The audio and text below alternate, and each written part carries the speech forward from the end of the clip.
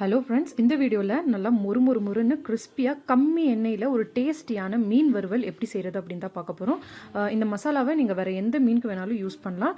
இதே மாதிரி ஒரு ரிசல்ட் உங்களுக்கு கிடைக்கும். ஸோ வாங்க இப்போது இந்த வறுவலை எப்படி செய்கிறதுன்னு பார்க்கலாம். நான் இப்போ பார்த்தீங்கன்னா இந்த மசாலாவை ஒரு 2 கிலோ துண்டு மீனுக்காக ரெடி பண்ண போகிறேன். ஃபஸ்ட் பார்த்தீங்கன்னா கார்ன்ஃப்ளவர் ஒரு 4 ஸ்பூன் அளவுக்கு கார்ன்ஃப்ளவர் ஆட் பண்ணிக்கலாம். 1 ஸ்பூன் ஃபுல்லாக பெப்பர் பவுடர், 2 ஸ்பூன் அளவுக்கு மல்லித்தூள், 1 ஸ்பூன் அளவுக்கு ஜீரகத்தூள், உப்பு 2 ஸ்பூன் ஆட் பண்ணுறேன். நான் பார்த்தீங்கன்னா அந்த மீனுக்கு கொஞ்சம் உப்பு கொஞ்சம் தூக்கலாக இருந்தால் தான் நல்லாயிருக்கும். ஸோ வந்து ஒரு 2 ஸ்பூன் அளவுக்கு உப்பு ஆட் பண்ணுறேன். நீங்கள் உங்ககிட்ட இருக்கிற ஸ்பூன் சைஸ் பார்த்துட்டு எந்த அளவுக்கு உப்பு தேவைன்னு பார்த்தா அந்த அளவுக்கு நீங்கள் உப்பு ஆட் பண்ணிக்கோங்க. 2 ஸ்பூன் அளவுக்கு மிளகாத்தூள், அடுத்ததாக ஒரு 1/4 ஸ்பூன் அளவுக்கு இஞ்சி பூண்டு பேஸ்ட் வந்து ரொம்ப அதிகமாக ஆட் பண்ணிடக்கூடாது. மீன் வறுவலுக்கு வந்து இஞ்சி பூண்டு பேஸ்ட்டு அதிகமாக ஆட் பண்ணிட்டோம் அப்படின்னா அந்த மீனோட அந்த ஒரு ஃப்ளேவரை வந்து அது கம்மி பண்ணி காட்டிடும். ஸோ வந்து கொஞ்சமாக இஞ்சி பூண்டு பேஸ்ட்டை ஆட் பண்ணணும். இது பார்த்திங்கன்னா நல்லா காரமான மிளகாத்தூள் வந்துட்டு நான் இதில் ஆட் பண்ணுறேன். ஏன்னா மீன் வறுவல் வந்து கொஞ்சம் காரமாக இருந்துச்சுன்னா சாப்பிட நல்லாயிருக்கும். ஸோ வந்து நான் காரமாக இருக்கிற அந்த மிளகாத்தூள் வந்து கொஞ்சமாக ஆட் பண்ணியிருக்கேன். இது வந்து ரொம்ப காரமாக இருக்கும், அதனால தான் பார்த்தீங்கன்னா கொஞ்சமாக ஆட் பண்ணியிருக்கேன். அதுக்கப்புறம் ஃபுட் கலர் பார்த்தீங்கன்னா கொஞ்சமாக ஆட் பண்ணிக்கலாம். உங்களுக்கு வேணும்னா ஃபுட் கலர் ஆட் பண்ணலாம், அப்படி இல்லைனா நீங்கள் அவாய்ட் பண்ணிக்கோங்க. இப்போது இதில் கொஞ்சமாக தண்ணி ஆட் பண்ணிவிட்டு ஒரு நல்ல கெட்டியான பேஸ்ட்டாக மிக்ஸ் பண்ணிக்கணும். ரொம்ப தண்ணியாகவும் மிக்ஸ் பண்ணிடக்கூடாது, ரொம்ப கெட்டியாகவும் மிக்ஸ் பண்ணிடக்கூடாது. இப்போ நம்ம மீன் மேலே அந்த மசாலா போட்டு அது அப்படியே நிற்கணும். அந்த மாதிரி ஒரு பதத்துக்கு வந்து இதை நம்ம மிக்ஸ் பண்ணிக்கணும். நிறைய பேர் பார்த்திங்கன்னா மீன் வறுவலுக்கு வந்து இந்த லெமனை புளிவாங்க. லெமன் நம்ம புளிஞ்சிட்டோம் அப்படின்னா கண்டிப்பாக அந்த மசாலா பார்த்திங்கன்னா உதிர்ந்து வந்துடும். நம்ம ஃப்ரை பண்ணும்போது பார்த்திங்கன்னா கொஞ்சம் திரியாக வரும். இல்லை நீங்கள் வந்துட்டு டீப் ஃப்ரை பண்ணுற மாதிரி பண்ணால் கூட வந்து பார்த்திங்கன்னா அந்த மசாலா தனியாக பிரிஞ்சு வந்துடும். ஸோ வந்து எந்த ஒரு வறுவலுக்குமே பார்த்திங்கன்னா நம்ம லெமன் வந்து யூஸ் பண்ணக்கூடாது. அது வறுத்து முடிச்சதுக்கப்புறம் அதுக்கு மேலே போடுறதுக்கு தான் பார்த்திங்கன்னா நம்ம லெமனை யூஸ் பண்ணணும். பாருங்கள், இந்த மிளகாத்தூளை நல்லா இந்த மாதிரி ஒரு பதத்துக்கு மிக்ஸ் பண்ணிக்கலாம்.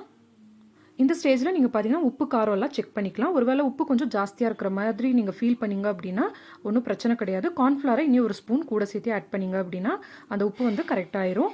இல்லை கம்மியாக இருக்கிற மாதிரி இருந்தால் உப்பை கொஞ்சம் நீங்கள் கூட சேர்த்து ஆட் பண்ணிக்கோங்க. இப்போ பார்த்தீங்கன்னா இந்த மீனை நான் நல்லா பெரிய பெரிய சைஸாக கட் பண்ணி வாங்கியிருக்கேன். இது பார்த்தீங்கன்னா ஏட்டா மீன் அப்படின்னு சொல்லுவோம். எங்கள் ஊரில் வந்துட்டு முள் இல்லாத மீனுன்னு சொல்லி இந்த மீனை தான் நிறைய பேர் விரும்பி வாங்குவாங்க. ஊட்டியை பொறுத்த வரைக்கும் பார்த்தீங்கன்னா இந்த டேம் ஃபிஷ் வந்து அந்த அளவுக்கு வராது. மார்க்கெட் ஃபுல்லாகவே நீங்கள் தேடினீங்கனாலும் நிறைய பார்த்திங்கன்னா இந்த கடல் மீன் தான் வந்து நிறைய வெரைட்டிஸ் வச்சுருப்பாங்க. இப்போ இந்த நார்த் இந்தியன்ஸ் எல்லாம் கொஞ்சம் நிறையா ஆயிட்டதால் பார்த்திங்கன்னா இப்போ கொஞ்சம் அந்த டேம் ஃபிஷ் எல்லாம் நம்ம மார்க்கெட்டில் பார்க்க முடியுது. மற்றபடி பார்த்திங்கன்னா நிறைய எல்லாருமே விரும்பி வாங்கக்கூடிய ஒரு மீனுன்னு பார்த்திங்கன்னா இந்த மீன் தான். இது பேர் ஏட்டா மீன் அப்படின்னு சொல்லுவோம். இதில் பார்த்திங்கன்னா அந்த நடுமுள் மட்டும்தான் இருக்கும். மற்ற அந்த சைட்லலாம் பார்த்திங்கன்னா எந்த ஒரு முள்ளுமே இருக்காது.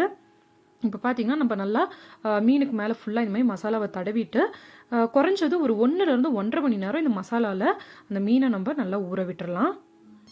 இப்போது மீன் பார்த்திங்கன்னா மசாலாவில் நல்லா ஒரு 1.5 மணி நேரம் ஊறிடுச்சு. இப்போ நம்ம ஃப்ரை பண்ண ஸ்டார்ட் பண்ணிடலாம். அடுத்ததாக தோசைக்கல் வச்சுட்டு அதில் ஒரு 2 கரண்டி அளவுக்கு எண்ணெய் ஆட் பண்ணிக்கலாம். தோசைக்கல் வச்சு நம்ம மீன் வறுவல் செய்யும்போது பார்த்திங்கன்னா அதிக அளவு எண்ணெய் வந்து பிடிக்காது. ஸோ வந்து ஒரு 2 கரண்டி அளவுக்கு எண்ணெயை சேர்த்தாலே இப்போ பார்த்திங்கன்னா பாதி அளவுக்கு மேலேயே மீனை வந்து இந்த எண்ணெயிலே வறுத்து முடிச்சிடலாம். எண்ணெய் நல்லா சூடானதுக்கப்புறமா நம்ம மசாலா தடவி வச்ச அந்த மீன் பீசஸ் எல்லாத்தையுமே இதுக்கு மேலே வச்சு விட்டுறலாம்.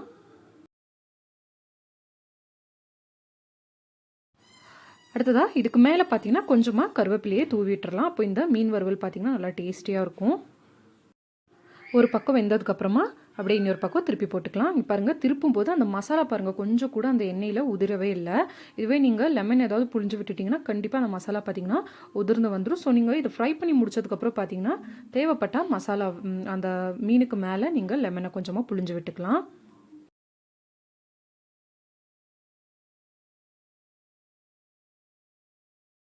அவ்வளோதாங்க, ஒரு சூப்பரான அட்டகாசமான மீன் வறுவல் ரெடி.